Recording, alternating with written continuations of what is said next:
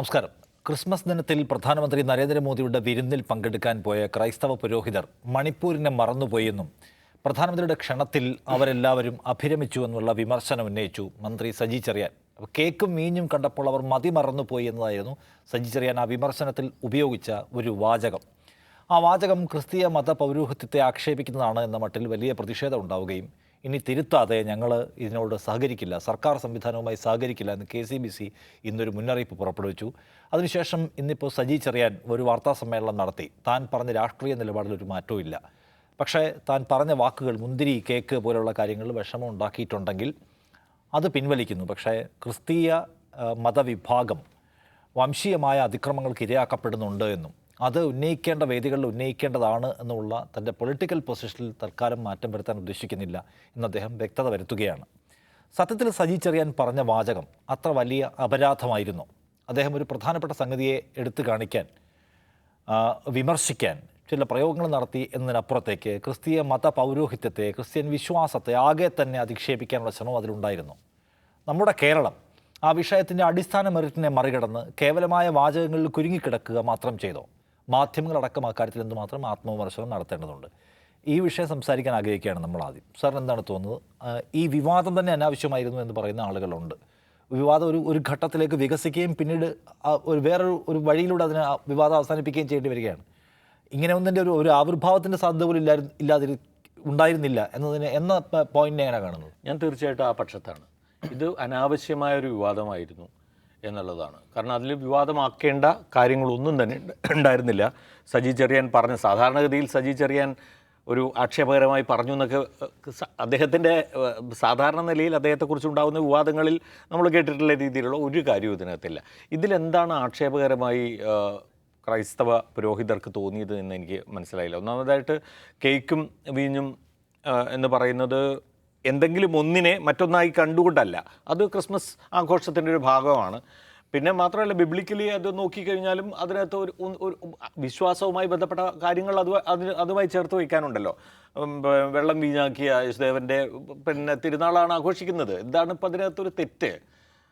5 അപ്പം 5000 പേർക്കായി വീതിച്ചു കൊടുത്ത യേശുദേവൻ്റെ പിറന്നാളാണ്. എന്താണ് അതിൽ തെറ്റ്? അപ്പോൾ അത് ഭക്ഷിക്കുന്നതോ അത് വീഞ്ഞു കുടിക്കുന്നതോ ഒരു തെറ്റും ആയിട്ട് കാണാൻ കഴിയില്ല. അത് തന്നെയാണ് അവിടെ സംഭവിച്ചിട്ടുള്ളത്. അപ്പോൾ അതിൽ തൽപരരായി എന്ന് പറയുന്നത് മാത്രമാണോ അതിനകത്തൊരു കളങ്കം ആയിട്ട് കാണേണ്ടതുള്ളത്? എനിക്ക് തോന്നുന്നില്ല അതിനകത്തൊട്ടും കളങ്കമുണ്ട് എന്ന്. മാത്രമല്ല, അത് പറഞ്ഞതുകൊണ്ട് ഉണ്ടായിട്ടുള്ളൊരു കാര്യം എന്ന് പറഞ്ഞാൽ അതിൻ്റെ പേരിലുള്ളൊരു വിവാദമായി അത് മാറി.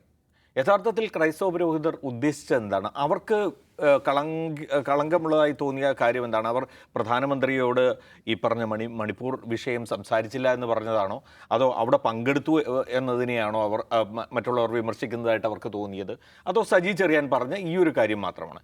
ഇതിലിപ്പോൾ വന്ന ഏറ്റവും ഒടുവിൽ നമുക്ക് നോക്കിക്കഴിഞ്ഞാൽ സജി ചെറിയാൻ അതിൽ കൃത്യമായ കാര്യം പറഞ്ഞ്, ഇനി അതാണ് പ്രശ്നമെങ്കിൽ ഓക്കെ, ഞാൻ അത് പിൻവലിക്കുന്നു, ബാക്കി എല്ലാ കാര്യങ്ങളും അതേപടി നിൽക്കുകയാണെന്ന് അദ്ദേഹം പറയുമ്പോൾ അദ്ദേഹത്തിൻ്റെ വിമർശനം കൂടുതൽ ശക്തമാവുകയാണ് എന്നാണ് എനിക്ക് തോന്നുന്നത്. കാരണം അത് വളരെ കൃത്യമാണ് അദ്ദേഹം പറയുന്ന കാര്യം. ഇപ്പോൾ പ്രധാനമന്ത്രിയുടെ വിരുന്നിൽ പങ്കെടുക്കുമ്പോൾ ക്രൈസ്തവ പുരോഹിതർ ചിന്തിക്കേണ്ടതും അവർ പാലിക്കാൻ ബാധ്യസ്ഥരുമായിട്ടുള്ള കാര്യങ്ങളെക്കുറിച്ചാണ് സജി ചെറിയാൻ പറയുന്നത്, മറ്റൊന്നുമില്ല. അപ്പോൾ അതിൽ അവർക്ക് പരാതിയില്ല. അങ്ങനെ പറഞ്ഞതിൽ അവർക്ക് പരാതിയില്ല എന്നാണ് ഇപ്പോൾ നമുക്ക് മനസ്സിലാക്കേണ്ടത്. അപ്പോൾ ക്ലിമിസ് ബാബ ഉൾപ്പെടെ അതിൽ വിഷമം പ്രകടിപ്പിച്ചു, അതുകൊണ്ട് ഞാനിത് പിൻവലിക്കുകയാണ് എന്നത്. അത് പിൻവലിച്ചു കഴിഞ്ഞാൽ വിവാദം തീർന്നുവെങ്കിൽ ആ വിമർശനത്തിന് കൂടുതൽ ദൃഢത കൈവരികയാണ് എന്ന് വേണം നമുക്ക് പറയാൻ. കാരണം ഇപ്പോൾ പ്രധാനമന്ത്രിയുടെ വിരുന്നിൽ പങ്കെടുക്കുന്ന സമയത്ത് ലോകം മുഴുവൻ, നമ്മൾ ഇന്നലെയും കൂടി അത് ചർച്ച ചെയ്തു, ക്രിസ്തീയ വിശ്വാസികൾക്ക് നേരെ രാജ്യത്ത് തന്നെ ഉണ്ടാകുന്ന വിവിധ തരത്തിലുള്ള ആക്രമണങ്ങളുടെ പശ്ചാത്തലം അതിനുണ്ട്. അതുമാത്രമല്ല, ഇപ്പോൾ സംഘപരിവാർ ഒരു പ്രസ്ഥാനമെന്ന നിലയിൽ എങ്ങനെയാണ് ക്രൈസ്തവ വിശ്വാസികളെ കാണുന്നത്, രാജ്യത്തെ ക്രിസ്ത്യാനികളെ കാണുന്നത് എന്ന അടിസ്ഥാന പ്രശ്നമുണ്ട്. അവർക്കിപ്പോൾ പ്രധാനമന്ത്രി എപ്പോഴാണ് ഈ ആശയം ആദ്യം വയ്ക്കുന്നത്, ഈ സ്നേഹയാത്ര എന്ന് പറയുന്ന ആശയം തന്നെ വയ്ക്കുന്നത് 2022 ജൂലൈയിൽ ഹൈദരാബാദിൽ നടന്നിട്ടുള്ള സമ്മേളനത്തിലാണ്. അതിനുശേഷം പോലും അത് നടപ്പായില്ല. കാരണം സംഘപരിവാർ സംഘടനകൾക്ക് അതിനോട് എതിർപ്പുണ്ട്. ഉള്ളിൽ എതിർപ്പുണ്ട്. അത് അങ്ങനെ അവരുമായിട്ട് നല്ല ടേംസിൽ പോകുന്നതിനോട് യോജിപ്പില്ലാത്തവരുണ്ട്. അതുകൊണ്ട് തന്നെ അത് ഇക്കഴിഞ്ഞ ജനുവരിയിൽ ഈ വർഷം ജനുവരിയിൽ വീണ്ടും ഡൽഹിയിൽ നടന്ന ദേശീയ സമിതി യോഗത്തിൽ വീണ്ടും പ്രധാനമന്ത്രി ഉന്നയിച്ച് അദ്ദേഹം തന്നെ ഇറങ്ങിയിട്ടാണ് ഇപ്പോഴത് നടത്തുന്നത്. അതിനോട് യോജിപ്പില്ലാത്തത് എന്തുകൊണ്ടാണ്? യഥാർത്ഥത്തിൽ ക്രിസ്ത്യാനികളെ രാജ്യത്തെ മറ്റുള്ളവരെ പോലെയുള്ള പൗരരായിട്ട് കാണാൻ അവർക്ക് കഴിയില്ല. അവരുടെ ഹിന്ദുത്വ ആശയം എന്ന് പറയുന്നത് ബേസിക്കലി അതാണ്. അത് സവർക്കർ 1923 മുന്നോട്ട് വെച്ച ഹിന്ദുത്വ ഐഡിയോളജിയുടെ ഒരു പ്രധാന സംഗതി എന്ന് പറഞ്ഞാൽ നിങ്ങൾ ജനിച്ച സ്ഥലം കൊണ്ട് മാത്രം നിങ്ങൾ ഇവിടുത്തെ പൗരന്മാരാവുന്നില്ല, അത് നിങ്ങളുടെ മദർലാൻഡ് കൂടി ആവണം. അതാണ് ക്രിസ്ത്യൻസിനെതിരെയും ഇസ്ലാം അല്ലെങ്കിൽ മുസ്ലിങ്ങൾക്കെതിരെയും ഇവർ ഉന്നയിക്കുന്ന പ്രധാനപ്പെട്ട കാര്യം. ഇവർക്ക് വത്തിക്കാനാണ്, അല്ലാതെ ഇപ്പം ഇന്ത്യ അല്ല എന്നുള്ളത് കൊണ്ട് ഇവരെ അംഗീകരിക്കാൻ കഴിയില്ല എന്ന ആ ഒരു വിശ്വാസത്തിൽ നിൽക്കുന്ന വിഭാഗത്തോടാണ് ഇവർ പോയി അവരുടെ ഇത് മുഴുവൻ കേട്ട് ഈ തൊലിപ്പുറത്തുള്ള നല്ല വാക്കുകളൊക്കെ കേട്ട് എല്ലാം ശരിയായി എന്നൊക്കെ വിചാരിച്ചിട്ട് വരുന്നത്. സോ അത് പ്രശ്നം തന്നെയാണ്. ആ പ്രശ്നത്തിൽ ഉന്നയിക്കപ്പെടുന്ന വിമർശനം അവർ ഏറ്റവും മതിയാവോ, അതിനകത്ത് യാതൊരു വിട്ടുവീഴ്ചയും CPM ചെയ്യാതിരിക്കുക കൂടി ചെയ്യണം എന്ന് തന്നെയാണ് എൻ്റെ അഭിപ്രായം. ഓക്കെ, അജിംസ്, ഇപ്പോൾ വലിയ തോതിലുള്ള ക്രിസ്ത്യൻ പെർസിക്യൂഷൻ നടക്കുന്ന ഒരു നാട്ടിൽ ക്രിസ്ത്യൻ പുരോഹിതർ മോദിയെ കണ്ട് ചിരിച്ച് നിൽക്കാമോ, വിരുന്നിൽ പങ്കെടുക്കാമോ? പങ്കെടുത്തെങ്കിൽ തന്നെ ക്രിസ്ത്യൻ മതസമൂഹം അനുഭവിക്കുന്ന പീഡനത്തെക്കുറിച്ച് സംസാരിക്കണ്ടേ എന്ന സാധാരണ നിലക്കുള്ളൊരു ചോദ്യം ചോദിക്കുകയാണ് ഒരു മന്ത്രി. പക്ഷേ ആ ചോദ്യം ചോദിച്ചതിൻ്റെ പേരിൽ ഒരു കമ്മ്യൂണിസ്റ്റ് മന്ത്രിസഭയിലെ മന്ത്രി വലിയ വിമർശനങ്ങൾക്ക് ഇരയാവുന്നു. അദ്ദേഹത്തിന് അത് തിരുത്താൻ വാർത്താ സമ്മേളനം വിളിക്കേണ്ടി വരുന്നു. അദ്ദേഹത്തിൻ്റെ പാർട്ടിക്ക് അദ്ദേഹത്തെ തള്ളിപ്പറയേണ്ടി വരുന്നു.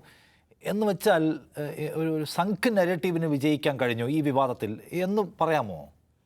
അല്ല, ഞാൻ ക്ലിമിസ് ബാബയുടെ പ്രസ്താവന അദ്ദേഹം പറഞ്ഞത് ആ വിമർശനത്തെക്കുറിച്ചല്ല അദ്ദേഹം പറഞ്ഞത്. ആ വിമർശനത്തിൽ ആദരവുണ്ടായിരുന്നില്ല എന്നാണ്. അതായത് ഒരു മന്ത്രി ഒരു മത നേതൃത്വത്തിൽ പറയുമ്പോൾ ഉണ്ടാവേണ്ട ഒരു സ്വാഭാവികമായ ആദരവ് അതിനുണ്ടായിരുന്നില്ല. അതായത് ഈ വീഞ്ഞും കേക്കും കണ്ടപ്പോൾ മണിപ്പൂർ പറയാൻ മറന്നു എന്ന് പറയുന്നത് ഒരു അധിക്ഷേപകരമായിട്ട് അവർക്ക് തോന്നി. ആ വാക്ക് സജി ചെറിയാൻ പിൻവലിച്ചു. ബാക്കി അദ്ദേഹം ഉന്നയിച്ച രാഷ്ട്രീയമായ വിമർശനങ്ങൾ മുഴുവൻ ശരിയാണെന്ന് അദ്ദേഹം ആവർത്തിക്കുക കൂടി ചെയ്യുകയാണ് ചെയ്യുന്നത്.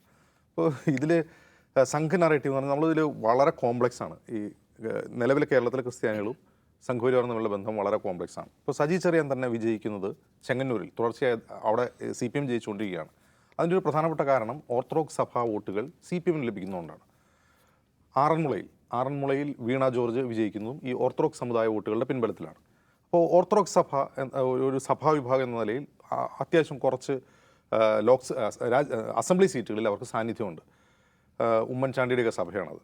ഈ ഓർത്തഡോക്സ് സഭ CPM പിന്തുണയ്ക്കുന്നുണ്ട് പല സ്ഥലങ്ങളിലും എന്ന് നമുക്ക് അവിടുത്തെ വിജയങ്ങളിൽ നിന്ന് മനസ്സിലാവും. അതേസമയം തന്നെ അതേ ഓർത്തഡോക്സ് സഭയിലെ ഒരു വിഭാഗം BJP ചേർന്ന കാഴ്ചയാണ് നമ്മൾ കഴിഞ്ഞ ദിവസം കണ്ടത്. അവരുടെ ഒരു പ്രധാനപ്പെട്ട ബിഷപ്പ് RSSുമായി വളരെ അടുത്ത ബന്ധമുള്ള ആളാണ്. അദ്ദേഹത്തിൻ്റെ ശബ്ദരേഖയൊക്കെ പിന്നീട് പുറത്തു വന്നിരുന്നു. അതായത് ഓർത്തഡോക്സ് സഭ മറ്റ് വിദേശ സഭകളുമായി ഒരു ബന്ധവുമില്ലാത്ത തികച്ചും കേരളീയമായ ഒരു സഭയാണ്.